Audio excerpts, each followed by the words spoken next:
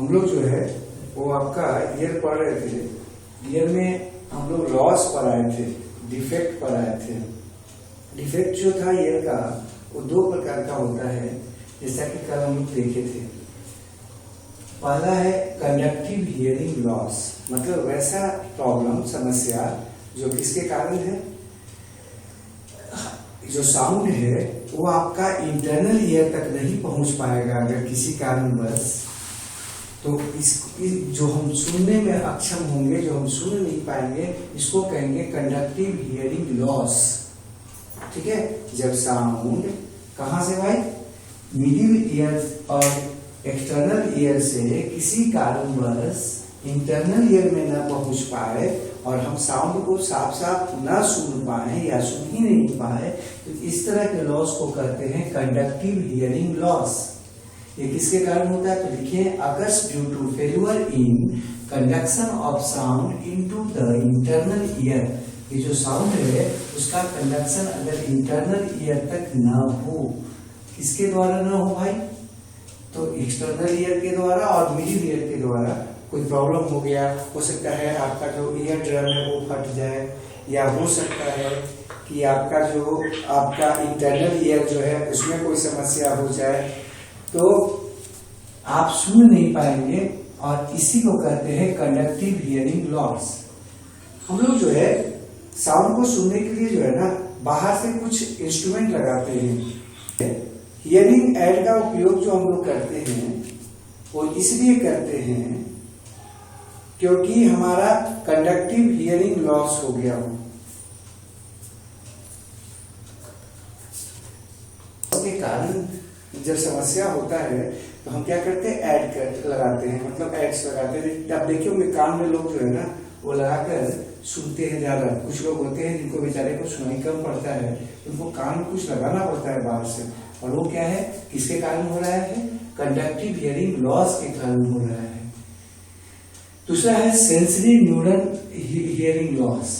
ये जो लॉस होता है वो क्यों होता है, क्योंकि जो नर्व इंपल्स है वो या तो बनता नहीं है, या बनता है तो फिर ब्रेन तक जाता नहीं है। किसके मदद से, ऑडिटरी सेंसरी नर्व की मदद से। तो ऑडिटरी सेंसरी नर्व अगर नर्व इंपल्स न बना पाए या किसी तरह से बना भी अगर ले तो कहां तक, ब्रेन तक न ले जा पाए, तो इसको कहते हैं सेंसरी न्यूरल हियरिंग लॉस। ठीक है, इसका जो है ना क्योर अभी तक संभव नहीं हो पाया है। हाँ, ऑपरेशन करके इस कोशिश करते हैं कि इसको ठीक कर सके, लेकिन 100% इसको क्योर किया जा सके ऐसा कुछ हम नहीं कर सकते हैं। अगला है कि अपना साउंड कैसे सुनते हैं हम।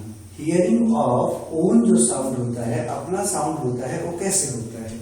तो यहाँ पर हम देखिए कि जो अपना साउंड हम सुनते हैं, या आप लोग समझ लो, अपना जो साउंड सुनते हैं हम, ये जो जबड़ा है, जबड़ा का जो हड्डी है ऊपर का और नीचे का, मेनली जो है ना इन्हीं के द्वारा आपके इंटरनल ईयर में जाता है, जहां से आप सुन पाते हो।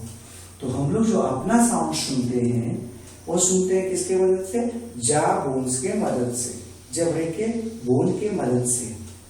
अब इसलिए कई बार आप देखे होंगे कि अपने साउंड को अगर हम जो है ना रिकॉर्ड कर रहे हैं, जैसे अभी हम बोल रहे हैं और ये रिकॉर्ड भी हो रहा है, तो इसको हम दोबारा जब सुनते हैं तो थोड़ा सा आश्चर्य होता है कि हमारा साउंड ऐसा कैसे है, हम तो जो बोल रहे थे वो साउंड दूसरा तरह का है।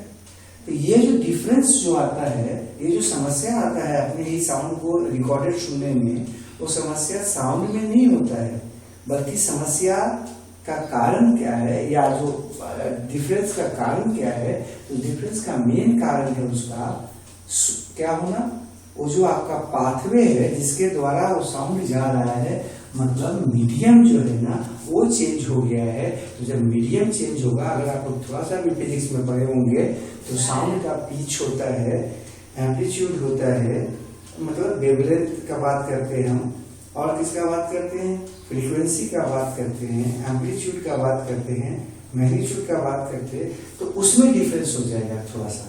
और जैसे ही उसमें डिफरेंस होगा तो आपका जो साउंड है वो आपका उसका क्वालिटी बदल जाता है। ठीक है, इसलिए जब अपना साउंड को ही हम सुनते हैं रिकॉर्ड करवा के या करके, तो उसमें डिफरेंस आता है। कोई पूछेगा किसके कारण, क्या साउंड बदल गया? नहीं, साउंड नहीं बदला, बल्कि जिस मीडियम से वो आ रहा है वो मीडियम बदल गया। पहले बोन के द्वारा आप सुन पा रहे थे अपने साउंड को, और अब सुन पा रहे हैं एयर के द्वारा। तो मीडियम क्या हो गया? बोन से एयर हो गया, और बोन से एयर होने के कारण ही आपको अपना साउंड जो था वो भी आप बदला बदला जैसा नजर आ रहा है या सुन पा रहे हैं। अब आगे बढ़ते हैं, तो ये एक बात यहाँ पर लिखा हुआ है कि जो मीडियम है वो चेंज हो गया बोन से एयर। अब आते हैं हियरिंग इन स्नेक्स, सांप में। सांप जो होता है क्या वो सुन पाता है या नहीं सुन पाता है? कई भ्रांतियां हैं हमारी तरफ। कुछ लोग बोलते हैं कि सांप जो है उसके आंख में नहीं देखना चाहिए, वो हिप्नोटाइज कर देता है। कुछ लोग बोलते हैं कि सांप जो है वो सुन लेता है, इसलिए जहां पर सांप हो वहां पर बात नहीं करनी चाहिए, वो आपका धीमा बोलना चाहिए। हम इसमें हकीकत क्या है इस पर बात करते हैं। रियली में सांप जो है वो कभी भी हवा में जो आवाज आ रहा है हवा के द्वारा उसको नहीं सुन पाता है। वो किस साउंड को सुनता है? वो उस साउंड को सुनता है जो उसके बॉडी के थ्रू जाता है, अर्थात जो भूमि के द्वारा आ रहा था, अर्थ सरफेस के द्वारा, या जो सतह है जिस पर सांप है पड़ा हुआ, उसके द्वारा जो साउंड आएगा उसी को वो सुन पाता है। वो एयरबॉर्न साउंड को नहीं सुन पाता है। अर्थात अगर हम कहीं पर सांप देखें और खड़ा हो जाए चुपचाप और आपस में बात करें तो सांप हमारे बात को नहीं सुन पाएगा। कितना भी हल्ला करें वो नहीं सुन पाएगा। वो सुनेगा किसको? जब हम दौड़ना शुरू कर दें या धरती पर कोई आवाज हो, धप धप का आवाज हो, दौड़ेंगे तो क्या होगा? धरती पर थोड़ा आवाज होगा, उत्पन्न होगा, जो अर्थ सरफेस के द्वारा, या वो जो जिस सरफेस पर हम खड़ा हैं, जिस सबस्ट्रेटम पर हम खड़ा हैं, जिस पर सांप पड़ा है, उस सबस्ट्रेटम के थ्रू जाएगा, चाहे वो वुडी हो, चाहे वो सॉइल हो, चाहे वो रॉक हो। तो क्या करना चाहिए? और क्या होता है सांप वाले में? तो सांप जो होता है उसका न तो एक्सटर्नल ईयर होता है और न ही मिडिल ईयर होता है। उसमें सिर्फ और सिर्फ क्या होता है? इंटरनल ईयर होता है, और इंटरनल ईयर काफी बढ़िया डेवलप होता है। इसलिए वो आराम से वो अपने शरीर के बोन के द्वारा जो साउंड आता है वो एक्सटर्नल इन्वायरमेंट से उसको सुन लेता है। और उसका शरीर का बोन किसके टच में था या शरीर किसके टच में था? डायरेक्ट। तो ईयर से तो उसको लेने के लिए क्या करना पड़ेगा? एक्सटर्नल ईयर और मिडिल ईयर लेना पड़ेगा। एक्सटर्नल और मिडिल ईयर उसके पास है नहीं।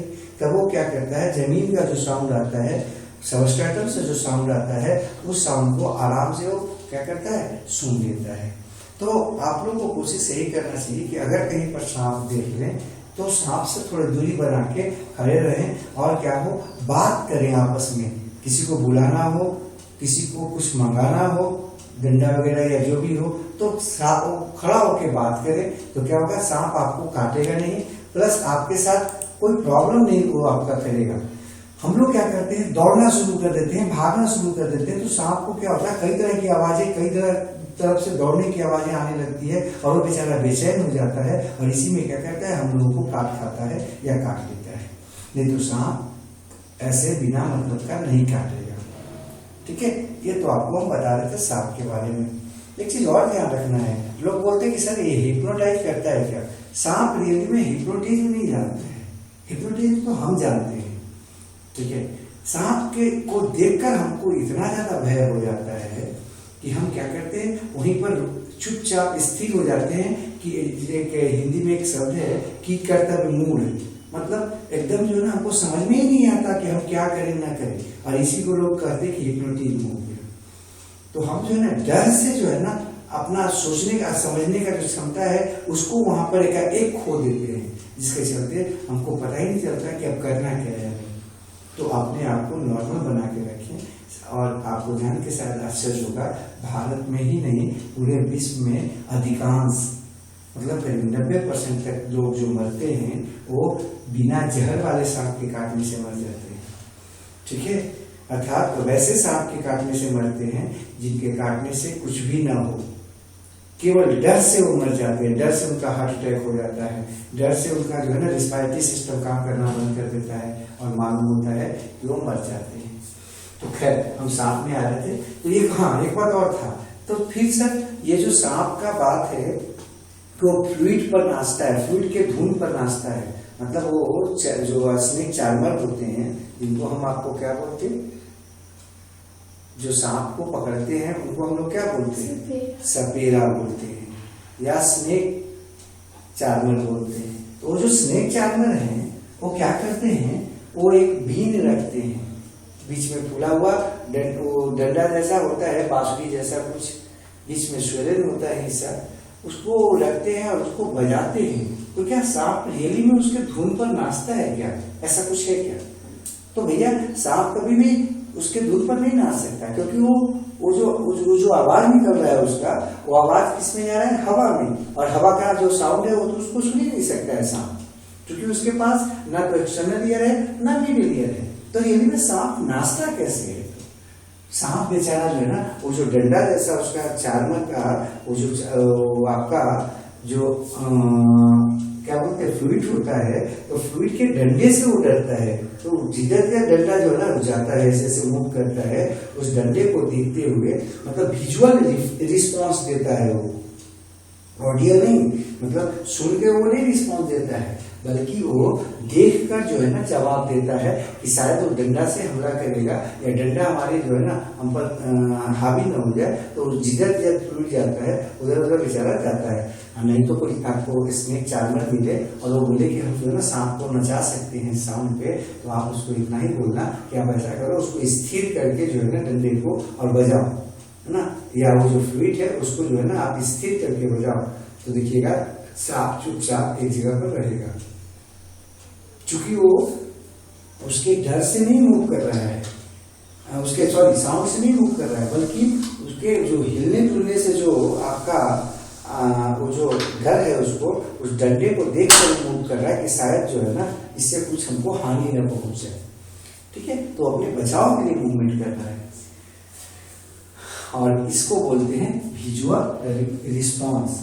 तो जब भी आपको कहीं पर साउंड से ये सांप से कोई पाला पड़े तो आपको क्या होना चाहिए, अपने आप को स्थिर कर देना चाहिए, दौड़ना रुकना नहीं चाहिए, हाँ, और बात करके किसी से कोई भी सामान मंगा सकते हैं या किसी को सचेत कर सकते हैं।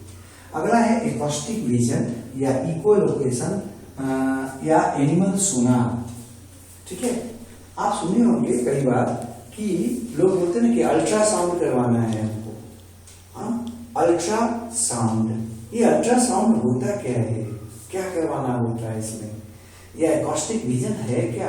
एकॉस्टा शब्द जहां भी आएगा तो एकॉस्टा आता है हमेशा साउंड के लिए, हमेशा ध्यान रखना है।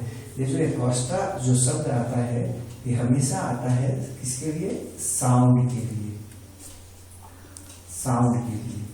और विजन मतलब वैसा देखना या किसी चीज को महसूस करना जो साउंड की मदद से हो, उसको कहते हैं एकॉस्टिक विजन या इको लोकेशन। इको मतलब साउंड का रिफ्लेक्शन है ना, और या उसका जो है ना क्या होना, फिर लौट के आना, उसका रिटर्न बैक होना। और लोकेशन मतलब स्थान का पता लगाना। इको लोकेशन का मतलब होता है वैसी प्रक्रिया जिसमें साउंड की मदद से किसी स्थान का या किसी चीज का हम क्या करते हैं, किसी चीज को लोकेट करते हैं। हाँ, इसको एनिमल सोनार भी कहते हैं। सोनार क्या है? सोनार सब फिजिक्स में पढ़ना है को, साउंड नेविगेशन रेंज है ना। सोनार मतलब साउंड के मदद से क्या करना, रास्ता का पता लगाना क्या कहलाता है, एनिमल सोनार का, सोनार कहलाता है। अब ये एनिमल के द्वारा अगर किया जाता है तो इसको कहते हैं एनिमल सोनार।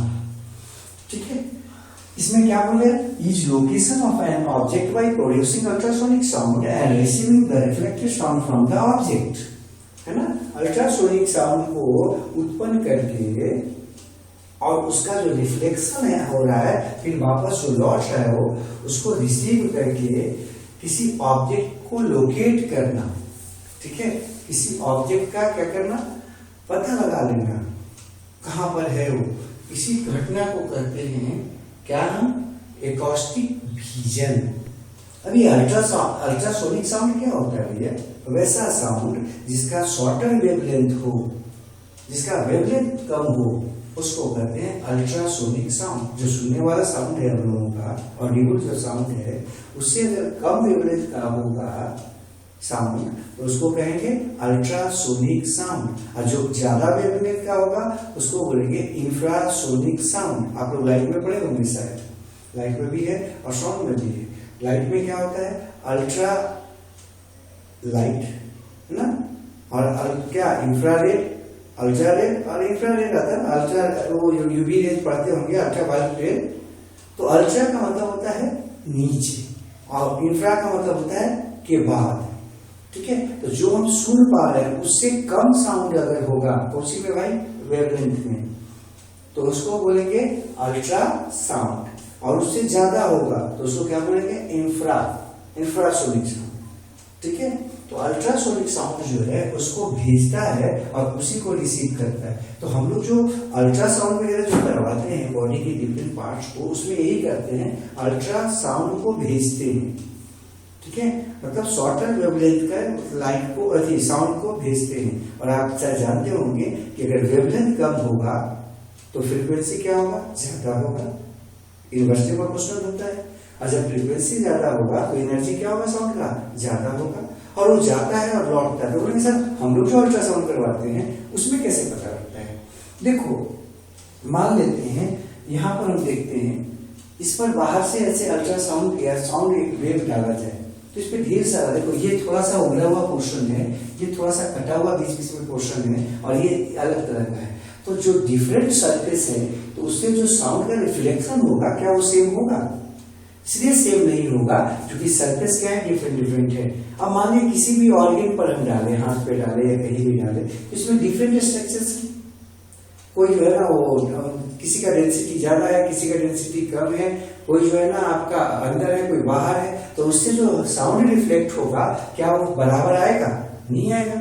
कोई जो है ना पहले पहुंचेगा, कोई लेट पहुंचेगा, कोई जो है ना आपका क्या होगा, किसी का एनर्जी ज्यादा होगा, किसी का कम होगा। अब इसी को हम लोग क्या करते हैं, रिसीव करके और उसको देखते हैं कंप्यूटर की मदद से। तो एक डायग्राम बनता है या एक जो है ना इमेजिन बनता है, इमेज बनता है, और उसी को हम लोग अल्ट्रासाउंड करते हैं। तो अल्ट्रासाउंड रियली में है क्या, अल्ट्रासोनिक साउंड को डालना किसी चीज पर, और वहां से जो रिफ्लेक्शन हो रहा है, जो रिफ्लेक्ट हो रहा है वो, उस रिफ्लेक्शन को हम क्या करते हैं, महसूस करते हैं।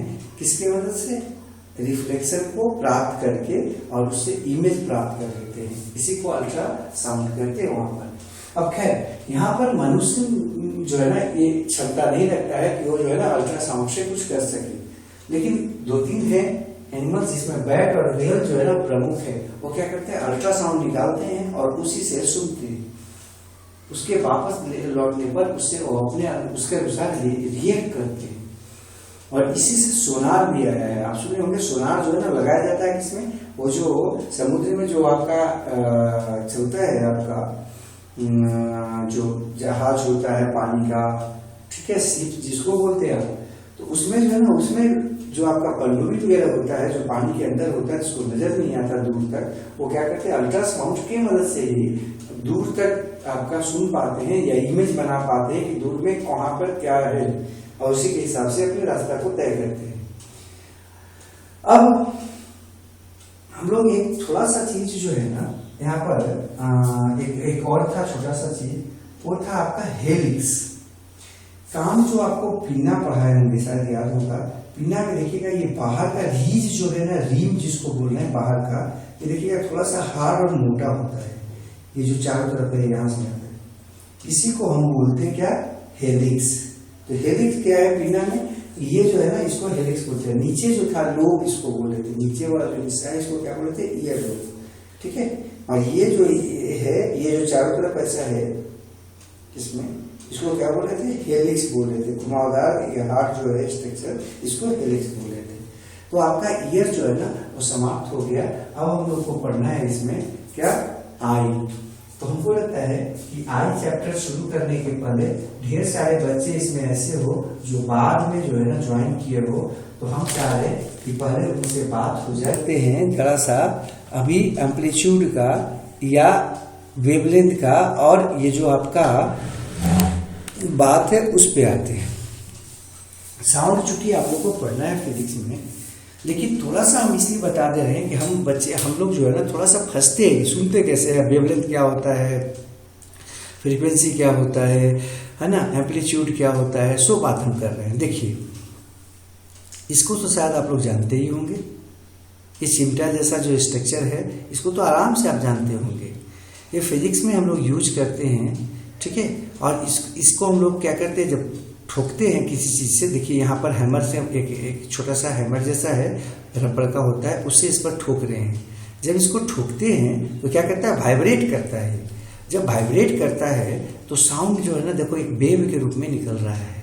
तो आप बोलोगे सर ये क्या है, कहीं कहीं पर जो है ना साउंड एकदम कंप्रेस्ड है और कहीं कहीं पर क्या है, हल्का हल्का लग रहा है, रेयरफैक्शन में लग रहा है।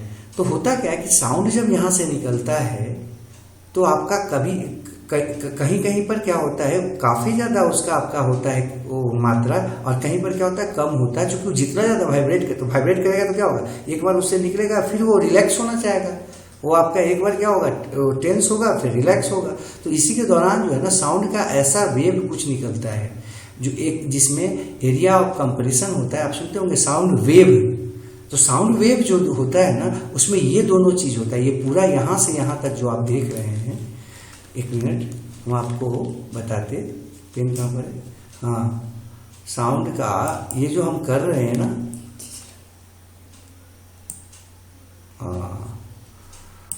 हम आपको रुको ना बाबू, हम आपको बात कर रहे हैं थोड़ा सा, साउंड पे जाते हैं और साउंड पे हम आपको बात करते हैं जरा सा। हाँ, तो देखो ये जो यहाँ से यहाँ तक आप जो देख रहे हो, ये जो पूरा यहाँ से यहाँ तक का है, ये है आपका साउंड वेव, है ना। ये पूरा एक साथ जो यहाँ से यहाँ तक है एरिया, इसको कह रहे हैं ये साउंड वेव है। और ये जो साउंड वेव है, ये पूरा ये जो साउंड वेव आप देख रहे हैं, साउंड वेव में क्या होता है, कंप्रेस्ड एरिया होता है और क्या होता है, रेयरफैक्शन एरिया होता है। मतलब वो एरिया जहां पर जो है ना आपका वेवलेंथ वाला जो साउंड है वो आपका कम है, ठीक है। साउंड जो है वो आपका वहां पर कम है, वेव साउंड का जो है वो जो निकल रहा है वेव्स वो नहीं है, कम है। लेकिन यहाँ पर बहुत ज़्यादा होंगे, कंप्रेस्ड होंगे, वो आपका एरिया ऑफ कंप्रेशन कहलाता है। अब ये जो है रेयरफैक्शन और कंप्रेशन, उसको हम ऐसे भी डिनोट करते होंगे। आप लोग जो साउंड का दिखाते होंगे वो देखिएगा ऐसे हम लोग बना के दिखाते हैं, इस तरह से, कुछ ऊपर गया और कुछ नीचे आया, ऊपर गया नीचे गया। अगर एयर प्रेशर और टाइम के रिस्पॉन्स में अगर हम करते हैं तो ऐसा कुछ आता है। अब इसमें देखिए, इसमें एम्पलीट्यूड किसको कहेंगे, वेवलेंथ किसको कहेंगे, और क्या क्या है। तो जहां पर कंप्रेस्ड एरिया होता है उसको हम ऊपर की तरफ ले आके दिखाते हैं, और जहां पर जो है ना रेयरफैक्शन एरिया होता है उसको हम नीचे की तरफ ला के दिखाते हैं। इसलिए ये वेव जैसा ऐसे नजर आता है, और इस पूरे को साउंड वेव कहते हैं। मतलब यहाँ से यहाँ तक का जो एरिया है, ये जो नजर आ रहा है हमको, एरिया ऑफ कंप्रेशन और एरिया ऑफ रेयरफैक्शन, ये है क्या, साउंड का वेव है। अब आते हैं क्रिस्ट किसको कहेंगे, ट्रफ किसको कहते हैं।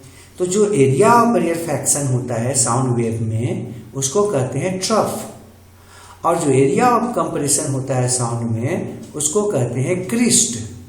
तो क्रिस्ट का मतलब है वहां पर कंप्रेस्ड फॉर्म में साउंड है।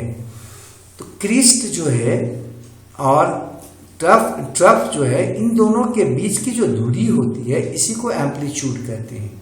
जितना ज्यादा एनर्जी होगा उतना ये क्या होगा, ऊंचा होगा, गतिस्तान यहाँ पर एम्पलीट्यूड उतना ज्यादा होगा। तो ये आपको हम एक बता रहे थे साउंड के बारे में, एलिमेंट्री आइडिया। बाकी तो आप लोग फिजिक्स में देखोगे भी, और हम कोशिश करेंगे आगे चल के जो है ना थोड़ा सा इसको और करें। अब बात करते हैं अगला पिक्चर का। ये जो अगला पिक्चर था उसमें आ जाओ, उसमें आप देख रहे होंगे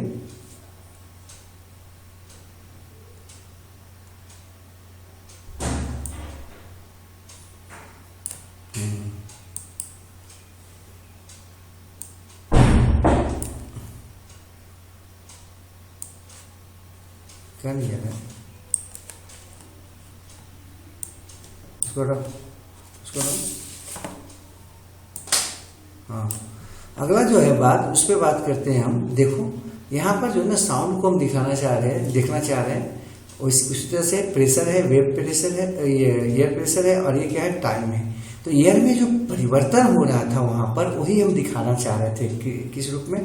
क्रिस्ट के रूप में, ट्रफ के रूप में, या कंप्रेस्ड एरिया के रूप में, और एयर फ्रैक्शनल एरिया के रूप में। यहाँ पर देखिए हाई फ्रीक्वेंसी का साउंड और लो फ्रीक्वेंसी का साउंड में क्या बात होता है। देखो रेड से हम लोग यहाँ पर दिखाना चाह रहे हैं हाई फ्रीक्वेंसी का साउंड, और जो आपका ब्लू है लाइन, उससे दिखाना चाह रहे हैं लो फ्रीक्वेंसी का। ये फ्रीक्वेंसी जो है ना, उसी को पिच लोग बोलते हैं। तो हाई फ्रीक्वेंसी तो हाई पिच होगा, लो फ्रीक्वेंसी लो पिच होगा।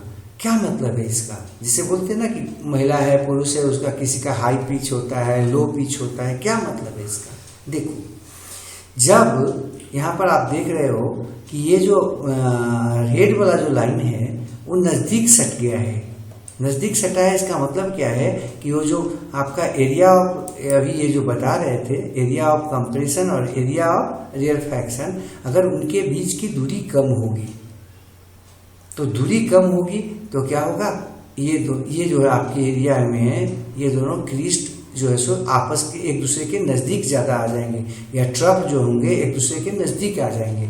यही यहाँ पर है कि ये जो रेड वाला है,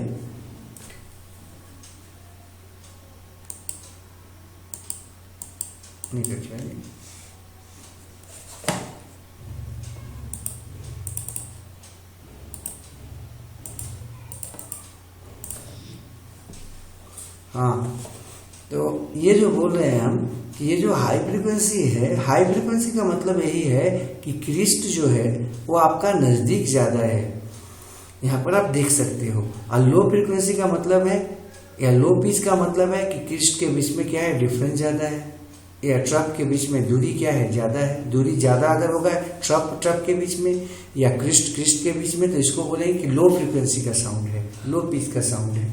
और अगर नज़दीक होंगे क्रिस्ट आपस में, या आपका जो ट्रफ है वो नज़दीक होंगे, तो उसको हम क्या बोलेंगे, वो आपका हाई पिच है, मतलब बहुत जल्दी जल्दी आ रहा है। अब यहाँ पर आ जाते हैं एम्पलीट्यूड का बात। अभी तो बताए थे एम्पलीट्यूड में क्या होता है, ऊपर और नीचे। तो ये जो क्रिस्ट और जो ट्रफ के बीच का जो डिफरेंस है, इसी को हम क्या बोलते हैं, एम्पलीट्यूड बोल रहे हैं। हाई एम्पलीट्यूड का मतलब है कि ये जो क्रिस्ट है और ये जो आपका ट्रफ होता है, यहाँ पर ट्रफ है ना, तो इन दोनों के बीच की दूरी क्या है, ज़्यादा है। अगर ज़्यादा दूरी है तो हाई एम्पलीट्यूड, अगर इन दोनों के बीच का गैप क्या है, कम है, तो इसको बोलते हैं लो एम्पलीट्यूड। ठीक है, तो लो एम्पलीट्यूड का जो साउंड होता है वो सॉफ्ट होता है, और हाई एम्पलीट्यूड का जो साउंड होगा वो लॉयड होगा, मतलब कोई चिल्ला रहा है। इसका मतलब उसका जो क्रिस्ट और ट्रफ है उसके बीच की डिफरेंस क्या है, ज़्यादा है। ठीक है, अब यहाँ पर बात करते हैं हम, यहाँ पर आ जाइए। ये जो है आपका हाई फ्रीक्वेंसी और लो फ्रीक्वेंसी वाला बात समझ में आ गया। महिला और पुरुष की आवाज़ में क्या डिफरेंस है, ये समझ में आ गया होगा आपको। अब हम आते हैं नेक्स्ट में, एक और है फिगर जिसको देख लेते हैं। ये कॉकलिया का फिगर है। ठीक है, हम लोग जो है ना, आप अपने आप को अनम्यूट कर लो। ठीक है, आप अपने आप को अनम्यूट कर लो, ठीक रहेगा। ठीक है, अब बात हम करते, यहाँ पर बात कर रहे थे, देखो इंटरनल ईयर में कैसे कहाँ से आता है, आपको बताए थे हम, फेनिस्ट्रा ओवेलिस बताए थे। और यहाँ देखो फेनिस्ट्रा रोटंडा है, राउंड विंडो है, यहाँ पर ये कैसा है, ओवल विंडो है। और देखिए ये कैसे आपका घुमा हुआ था, यही घुमा हुआ आपको दिखा रहे थे उस दिन, तो इसको हम क्लियर दिखाना चाह रहे थे यार। स्टेप जो है, स्टेप्स आकर किस पर जुड़ता है, ओवल विंडो पर, ओवल विंडो पर आकर जुड़ता है। उसके बाद देखो यहाँ से साउंड ऐसे घुसा, और ये साउंड जो है पूरा इसको जो है ना ऐसे ऐसे परिवर्तित किया, हिलाया डुलाया, और इसी से हम सुन पा रहे हैं। यहाँ पर जो सुन पा रहे हैं हम, वो सुन पा रहे हैं इसके कारण ही। आप लोग क्यों क्या कर रहे हो, हमको समझ में नहीं आ रहा है। आप लोग क्यों ऐसे कर रहे हो?